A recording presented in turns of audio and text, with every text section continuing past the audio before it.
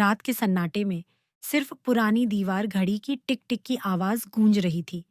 प्रिया अपनी बालकनी में खड़ी थी, दूर टिमटिमाती रोशनी को ताक रही थी, जैसे उनमें अपने भविष्य की धुंधली तस्वीर ढूंढ रही हो।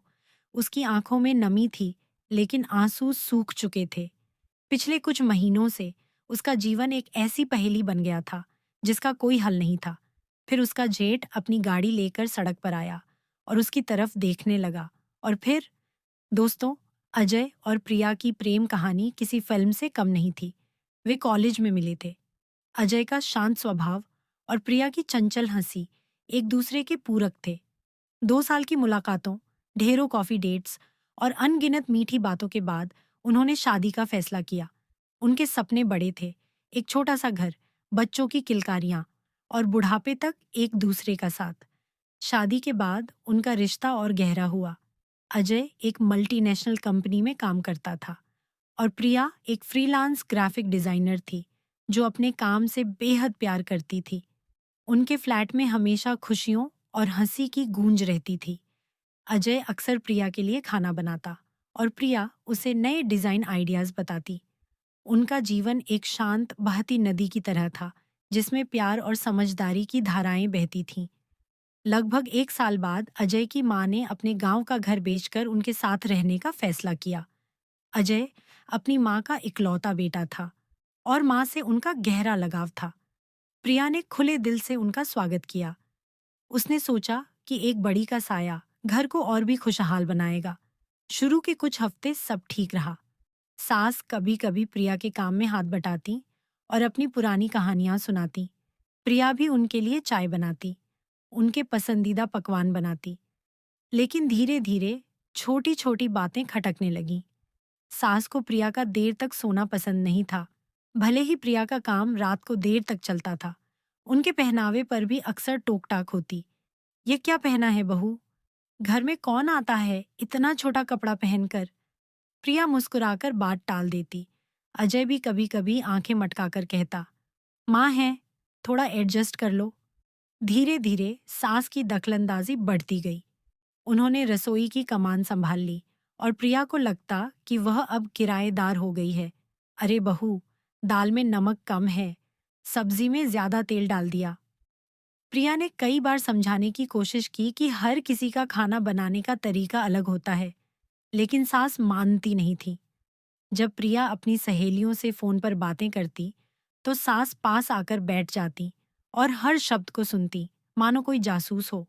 सबसे मुश्किल तब होता जब सास अजय से प्रिया की शिकायत करती। ये बहू तो कभी घर का काम करती ही नहीं, बस लैपटॉप पर बैठी रहती है। या तुम्हारी प्रिया तो दोस्तों के साथ घूमती रहती है, घर में ध्यान ही नहीं देती। अजय, जो अपनी माँ का बहुत सम्मान करता था, अक्सर बीच में पिस जाता। वह प्रिया को समझाने की कोशिश करता, माँ, थोड़ी पुरानी सोच की हैं, उन्हें बुरा मत मानो। प्रिया थक चुकी थी ये सुनकर। उसे लगने लगा था कि उसकी अपनी पहचान इस घर में खत्म होती जा रही है। एक दिन प्रिया ने अजय से खुलकर बात करने की कोशिश की। अजय, मुझे लगता है माँ को कुछ बातों से दिक्कत है, हम मिलकर बात क्यों नहीं करते? अजय ने कंधे उचका दिए। क्या बात करें? माँ तो सीधी सादी है, तुम ही कुछ ज्यादा सोच रही हो। यह सुनकर प्रिया का दिल बैठ गया। उसे लगा कि अजय उसकी परेशानी को समझ ही नहीं पा रहा है। समय के साथ स्थितियां और बद से बदतर होती गईं। अजय और प्रिया के बीच की हंसी और बातचीत कम होती गई। अब उनके बेडरूम में भी तनाव महसूस होने लगा था। अजय जब भी घर आता, माँ पहले से ही प्रिया की शिकायतें लेकर तैयार होती।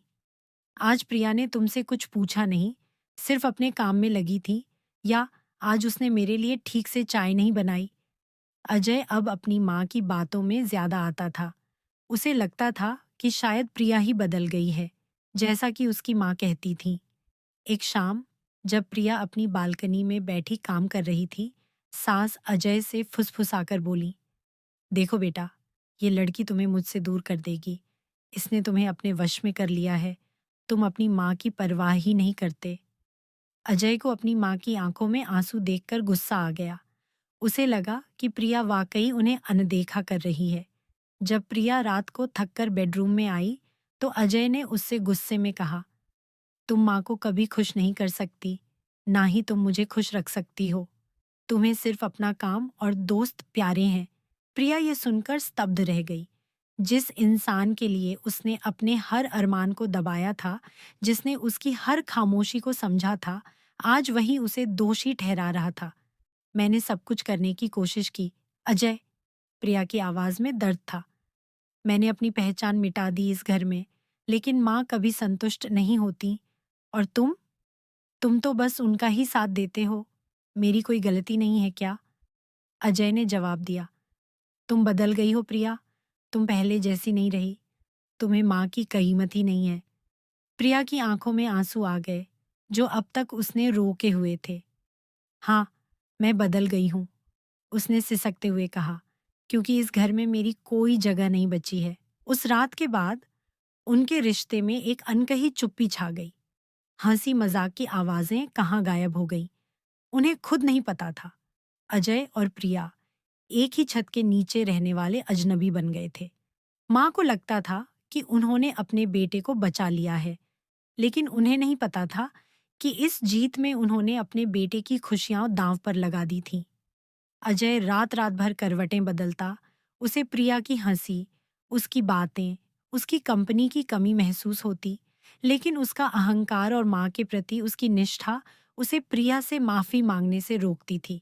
एक शाम प्रिया ने अजय को अपनी पुरानी शादी की एल्बम दिखाई, जिसमें वे दोनों हंसते हुए दिख रहे थे। उसकी आवाज में एक अजीब सी उदासी थी। हमें क्या हो गया है अजय?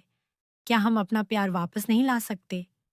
मुझे याद है, तुम कैसे मेरे साथ घंटों बातें करते थे, मेरे सपनों को समझते थे। अजय ने तस्वीरें देखी और उसके चेहरे पर एक गहरी उदासी छा गई। मुझे नहीं पता प्रिया, उसने एक ठंडी सांस भरकर कहा। मुझे लगता है कि हम बहुत दूर आ गए हैं। अब कुछ भी पहले जैसा नहीं रहा। प्रिया ने महसूस किया कि ये वही पल था जिसका उसे डर था। उनके रिश्ते की डोर टूट चुकी थी। कोई लड़ाई नहीं हुई, कोई हंगामा नहीं हुआ, बस एक शांत, भयानक स्वीकारोक्ति। प्रिया की आंखों से आंसू बहे, लेकिन उसने उन्हें पोंछा नहीं। उसने एक अजीब सी शांति के साथ कहा, अगर तुम्हें यही लगता है तो शायद यही सही है। अगले दिन प्रिया ने अपना सामान पैक किया। उसकी आंखें सूजी हुई थीं, लेकिन अब उनमें कोई शिकायत नहीं थी। अजय दरवाजे पर उदास खड़ा था। उसका दिल भारी था, लेकिन उसने प्रिया को रोकने की कोशिश नहीं की। माँ भी वहीं खड़ी थी। उनकी आंखों में एक अजीब सी संतुष्टि थी, जैसे उन्होंने कोई बड़ी लड़ाई जीत ली हो। जब प्रिया दरवाजे से बाहर निकली, तो उसने एक बार पलट कर देखा। अजय वहीं खड़ा था। उसकी आंखें खाली थीं, जैसे उसने सब कुछ खो दिया हो। उसने एक अंतिम बार अपने उस घर को देखा, जहां कभी उसके सपने पले थे, और फिर दरवाजा बंद हो गया। प्रिया चली गई। उसके जाने के बाद उस घर में एक खालीपन छा गया, जिसे कोई भर नहीं सकता था। अजय अपनी माँ के साथ बैठा, लेकिन उस सन्नाटे में उसे प्रिया की हंसी, उसकी आवाज और उसकी मौजूदगी की कमी खटक रही थी। माँ को लगा था कि उन्होंने अपने बेटे को पा लिया है, लेकिन वास्तव में उन्होंने उसे हमेशा के लिए खो दिया था। अजय के मन में एक गहरा अफसोस था, एक अनसुलझी पहेली कि क्या वह अपने प्यार को बचा सकता था। लेकिन अब बहुत देर हो चुकी थी। रिश्ते टूट चुके थे, और उनकी टीस अजय के दिल में हमेशा के लिए एक गहरे घाव की तरह रह गई। तो दोस्तों, यह कहानी कैसी लगी कमेंट करके ज़रूर बताएं। वीडियो अच्छी लगी तो लाइक करके हमारे चैनल को सब्सक्राइब करना ना भूलें। धन्यवाद।